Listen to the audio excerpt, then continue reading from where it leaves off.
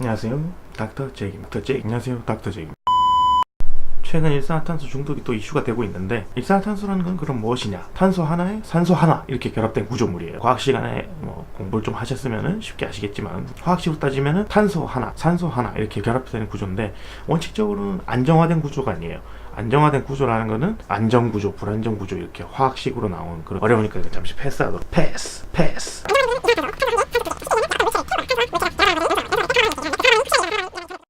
이제 무서운 거는 일산화탄소나 이산화탄소나 사실은 어떤 특징이 없어요.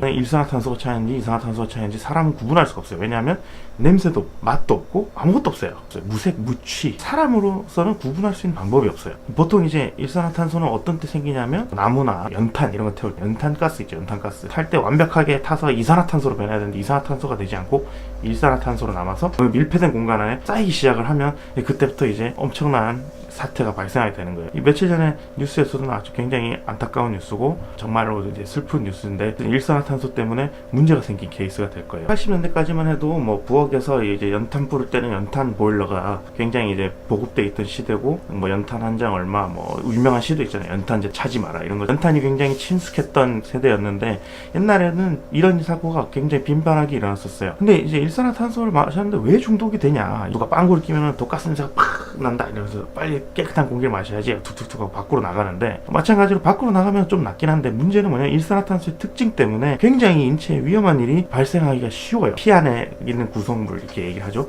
적혈구, 백혈구, 혈소판, 요새 이제 유행하는 만화도 있잖아요. 일하는 세포들 이렇게 보시면은 적혈구 역할을 하는 애들, 뭐 혈소판 역할을 하는 애들, 뭐 귀여운 캐릭터들이 이렇게 많이 나오는데, 적혈구가 하는 가장 중요한 일 중에 하나는 산소를 운반하는 거예요. 산소를. 근데 산소를 나르기만 해서는 아무런 쓸모가 없어요. 폐에서 산소를 적혈구가 잡아야 돼요. 산소를 잡은 적혈구가 원하는 조직, 그러니까 뭐 뇌나 뭐 장기, 심장 뭐 이런 중요한 장기들 있죠. 적혈구가 도달을 한 다음에 산소를 풀어줘야 돼요. 그래서 산소를 잡고 산소를 풀어주는 역할이 굉장히 중요해요. 이 적혈구의 구성 성분이 철 성분인데, 이걸 햄이라고 합니다. 햄. 뭐 먹는 햄, 스모크 햄 뭐 이런 거는 전혀 아니고, 적혈구를 구성하는 혈색소라고 하거든요. 체인이 4가지가 이렇게 결합돼 있어요. 결합되어 있는 4가지 체인이 또 한 개당 산소 4분자 정도 이렇게 운반을 할 수 있게 세팅이 돼 있어요. 근데 문제는 뭐냐면, 산소, 그러니까 O2랑 일산화탄소, CO죠.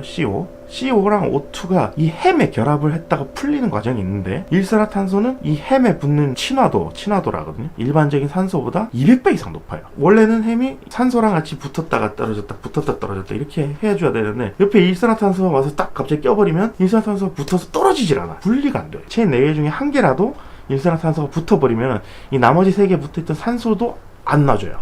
산소가 필요한 곳에 가서 풀어줘야 되는데 풀어주지를 못해요. 질식이 돼요. 질식. 사실 사람이 숨 못 쉬면 죽죠, 그죠? 그러니까 숨 못 쉬어서 안 좋아지는 상황하고 일산화탄소 중독으로 일어나는 상황하고 완벽하게 똑같습니다. 목이 막혀서 숨을 못 쉰다 그러면 뚫어주잖아요. 그래서 목을 뚫든지 뭐, 이건 사실 세포 단위의 문제거든. 세포 단위로 질식이 일어나니까 그냥 맑은 공기로 내보내주는 것만으로는 안 되는 거예요. 이미 일산화탄소가 결합을 해버렸으니까 다른 깨끗한 산소가 들어오더라도 결합을 잘 안 해. 그럼 어떻게 해야 되냐면, 그러면 더 많은 공기를 내줘야 돼. 엄청나게 많은 양의 공기를 때려 부어 넣어야 돼요. 그래야지 조금이라도 일산화탄소랑 결합이 끊어지고 다시 산소랑 연결될 수 있는 그런 가능성이 생기는 거예요. 그 치료가 산소 치료. 그래서 일산화탄소 중독이 일어난 사람한테 제일 먼저 하는 치료는 산소를 바로 공급하는 방법인데, 좀 중증의 문제가 발생하기 시작을 하면 돌아올 수 없는 강을 건너게 되는 경우가 많아요. 그거를 그나마 돌리려면 일반적인 산소 기압보다 4배 정도, 4배. 그제서야 일산화탄소가 떨어져 나가고 산소가 다시 결합을 하기 시작을 해요. 그 치료가 이제 고압산소 치료.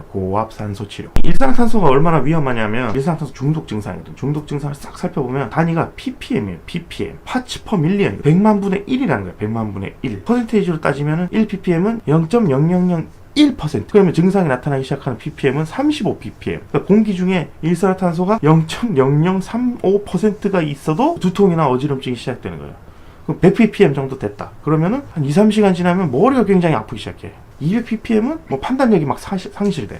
밖으로 나가야 된다 이런 생각도 잘 안 들게 되는 거예요. 한 1600ppm 정도 되면, 와, 1600 엄청나게 많다 하지만 공기 중에 0.16%밖에 안 돼요. 0.16%.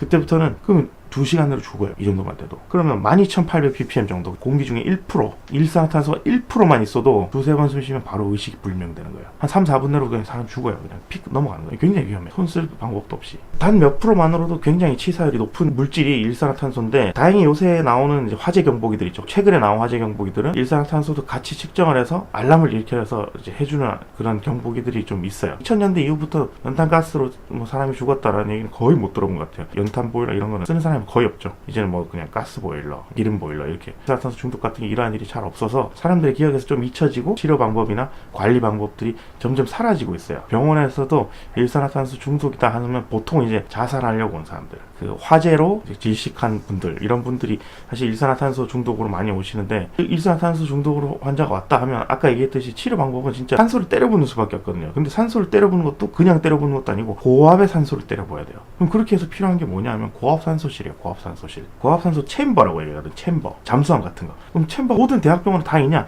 아니, 저는 그렇지 않아요. 별로 없어요. 보건복지부 자료를 보면은 전국에 뭐 한 도시를 얘기하는 게 아니고 전국에 26개 병원에서만 볼 수 있어요. 이 고압산소실을. 서울에는 한 3개 있어요. 3개. 서울에 있는 병원 3곳. 장비가 다 1인용 뿐이야. 1인용. 그것도 하나씩 있어. 병원 하나당. 거의 하나씩. 2개 있는 병원도 있는데 1인용 2개 있어요. 2개. 그러니까 2명을 치료할 수 있어. 한 번에. 그 정도밖에 안 돼. 이 시설이 거의 없어요. 이 시설이 그러면 얼마 하느냐? 이 시설 하나 운영하는 데는 10억 원이에요. 10억 원. 1인용 고압산소실 만들어서 운영하는데 그 설치 비용만 10억 원이고, 만약에 환자가 안 좋아서 의식이 안 좋아, 의료진이 한 명 들어가서 환자 상태를 확인하면서 같이 있어야 돼. 그 안에 의료진 운영 비용이 들겠죠. 운영 월급이나 이런 거. 그러니까 의사 한 명 하나 들어간다 이러면 의사도 월급 줘야 될 거 아니야. 돈을 줘야 그런 거 하지.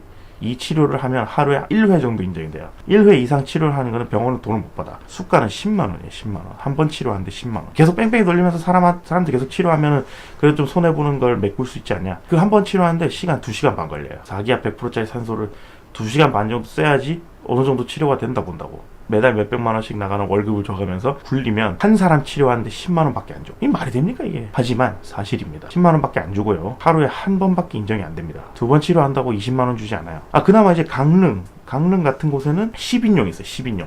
그러니까 10명이 한꺼번에 들어가서 치료하는 그런 체인버가 있어요. 큰 체인버가. 강릉이나 이런 쪽이면 그런 사고가 나면 그나마 좀 나은 거예요. 다른 데는 한 명밖에 못 살려, 한 번에. 이거는 운영이 안 돼요. 그래서 이제 이런 경우에는 병원 자율에 맡기면 당연히 돈 안 되고 적봐도 적자죠. 적자만 하는 이런 거는 안 하려고 하겠죠. 안 하려고. 그러니까 이거는 사실 지원금이나 이런 걸 받아서 운영을 할 수 있게 보조나 이런 걸 해줘야지. 안 그러면 그 돈을 많이 주든지 그렇게 해야지 이게 돌아가거든. 지금 안타까운 거예요. 그래서 이런 사고가 한번 터지면 조금이라도 뭐 피해를 줄이고 환자를 살리는 노력을 하고 이래야 되는데 그게 안 되는 거예요. 시스템상으로 이게 될 수가 없어요. 지금 이런 식이면. 그나마 이제 고압산소 치료를 담당하시는 분들이 열심히 정부처에다 얘기를 해서 뭐 내년부터 한 회당 17만 원 정도로 이제 인상을 한다고 하는데, 그래도 이게 커버가 될지는 의문이에요.